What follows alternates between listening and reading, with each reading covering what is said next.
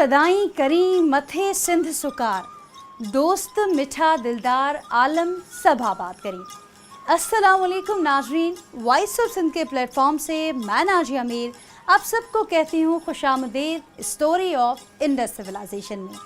नाज़रीन, सिंध की तहजीब में कई सारे रंग झलकते हैं और इन रंगों में सबसे दिलकश रंग है तसव्वुफ़ का।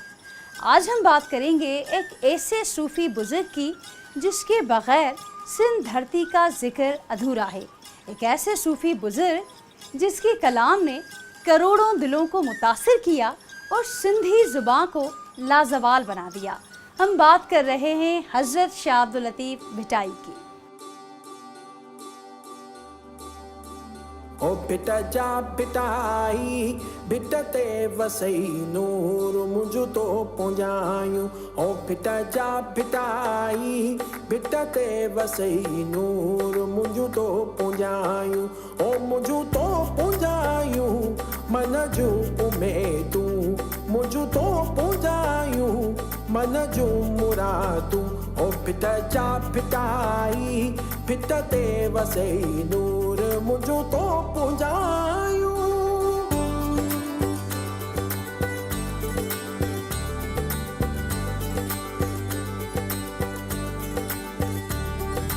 ए बको यकी आवत खुदा जवाने, बादशाहें के नाम सुबहाने। ए बको यकी आवत खुदा जवाने, बादशाहें के नाम सुबहाने। रोशनियों के शहर कराची से 200 किलोमीटर दूर उस अजीम सूफी का मज़ार वाक़े है जिसने अपनी शायरी में पूरी इंसानी बरादरी को मुखातिब किया। गुज़िश्ता 300 बरस से उनके मज़ार पर रागों का वो सिलसिला जारी है जिसके ना तो सुर तब्दील हुए हैं और ना ही साजो अंदाज। माहिरीन अदब उनके कलाम को एक अदबी मोज़ा करार देते हैं। ये शायरी की एक ऐसी घटा थी जिसने सिंध धरती को सैराब कर दिया। इंसानियत का कर्ब बयान करता उनका कलाम शायराना साख और आम बोलचाल का ऐसा हसी इम्तिजाज है जिसने लाखों दिलों में घर कर लिया। शाह लतीफ़ की कहानी उनके कलाम की तरह दिलपजीर है। वो सन 1689 1101 हिजरी में सिंध की तहसील हाला में पैदा हुए। उनका ताल्लुक सादात घराने से था। उनके बुजुर्गों के हवाले से कहा जाता है कि अफ़गानिस्तान का सूबा हरात उनका आबाई वतन था। उनके आबाओ अजदाद सैयद हैदर शाह अमीर तैमूर के ज़माने में हाला आए, जबकि उनके वालिद के हवाले से कहा जाता है कि सैयद हबीबुल्लाह ने तवील अरसा बे औलाद होने का कर्ब सहा, फिर एक कामिल बुजुर्ग की दुआ से उनके यहाँ बेटे की पैदाइश हुई।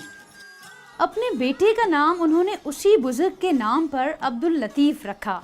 बाद-ए-अज़ा सैयद हबीबुल्लाह का ख़ानदान कोटड़ी आ बसा।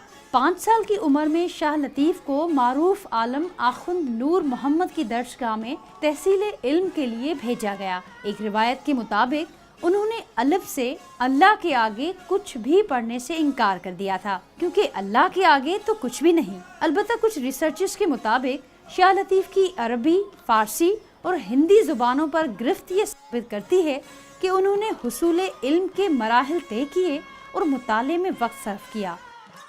ये इश्क़ मजाजी का तजुर्बा था जो इन्हें इश्क़ हकीकी की जानिब ले गया। एक मुग़लज़ादी से इश्क़ की वजह से शाह अब्दुल लतीफ़ भिटाई को कोटड़ी छोड़ना पड़ा।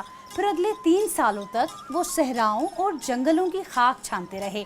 इसी सफ़र के दौरान शहर ठट्टा में उनकी मुलाकात एक बुजुर्ग मखदूम मोहम्मद मोइन से हुई, जिनकी सोहबत ने उनके दिल में रियाज़त, इबादत और वालदेन की खिदमत के चराग फिर से रोशन कर दिए और शाह लतीफ़ घर लौट आए।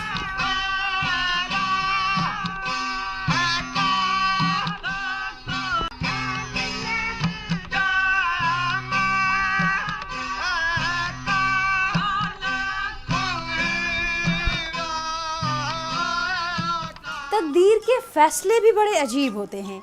जिस मुग़ल शहजादी से इश्क के बायस शाह अब्दुल लतीफ़ भिटाई को देश निकाला मिला, हालात व वाक़यात ने कुछ ऐसा रुख इख्तियार किया कि उनके बुजुर्ग सर झुकाए शादी की दरख्वास्त लिए उनके दर पर हाजिर हो गए। इश्क़ मजाजी का मरहला तय हो चुका था, मगर इश्क़ हकीकी का सफ़र अभी भी बाकी था, जो उन्हें भिटचा ले गया। ان کے قدم پڑتے ہی وہ ویران ٹیلہ ایک بستی کی شکل اختیار کر گیا۔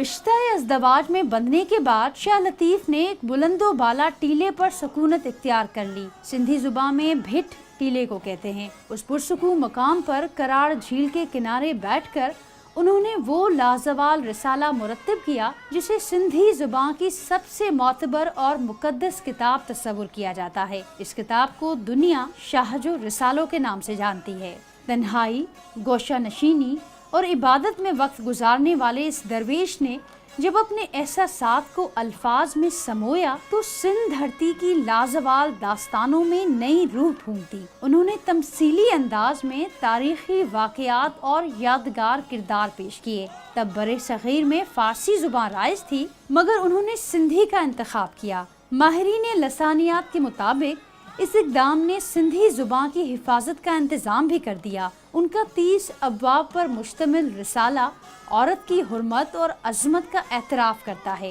ان ابواب کو شاہجو سر کہا جاتا ہے۔ تو پھر کیا تھے شاہ لطیف بھٹائی؟ ایک صوفی، ایک شاعر یا ایک ریفارمر جو صدیوں قبل سندھ کی بااختیار عورت کی کہانی بیان کرتے رہے، جو مردوں کے بجائے نسائی کرداروں کا انتخاب کرتے رہے تاکہ معاشرے کو عورت کے حقیقی مقام کا ادراک ہو سکے۔ سسی، ماری، سونی، مومل، نوری، یہ سب وہ کردار ہیں جنہیں شاہ کے کلام نے امر کر دیا۔ شاہ کا کلام کتابوں تک محدود نہیں رہا بلکہ گیتوں کے ذریعے پورے سندھ میں پھیل گیا۔ موسیقی نے اس کلام کو پر عطا کیے۔ صدیوں سے یہ کلام سندھ بھر میں گایا جا رہا ہے۔ کئی فقراء کو ان کا کلام زبانی یاد ہے۔ محفل سماع کے شائق شاہ عبداللطیف بھٹائی نے فقط سر ہی تلاش نہیں کیے بلکہ 5 تاروں پر مشتمل ساز تنبورہ بھی ایجاد کیا۔ ان کا کلام جوگی تنبورے پر ہی گاتے ہیں۔ وقت کی ریت بھی شاہ کے کلام کی تازگی کو مان نہیں کر سکی۔ ان کے وصال کے 100 برس بعد جب ایک جرمن اسکالر ڈاکٹر ارنسٹ کا سندھ میں تقرر ہوا تو مقامی زبانوں پر عبور رکھنے والے اس جرمن اسکالر پر شاہ کے کلام نے سحر طاری کر دیا۔ ریٹائرمنٹ کے بعد ڈاکٹر ارنسٹ نے شاہ کے کلام کو ترجمہ کروا کر جرمنی کے شہر لیپزگ سے شائع کروایا۔ اس ترجمے نے جرمن دانشوروں کو گرویدہ بنا لیا۔ اس کا قلمی نسخہ برٹش میوزیم میں آج بھی محفوظ ہے۔ اس کی اشاعت کے فوری بعد علامہ آئی قاضی کی جرمن اہلیہ ایلسا قاضی نے اسے انگریزی روپ دیا۔ بعد ازاں ممتاز سندھی شاعر اور دانشور شیخ ایاز نے بھی اسے اردو زبان میں ڈھالا۔ ممتاز اسکالر ایچ ٹی سولن نے بھی 1938 میں شاہ کے کلام کے منتخب حصوں کو انگریزی کا لباس عطا کیا۔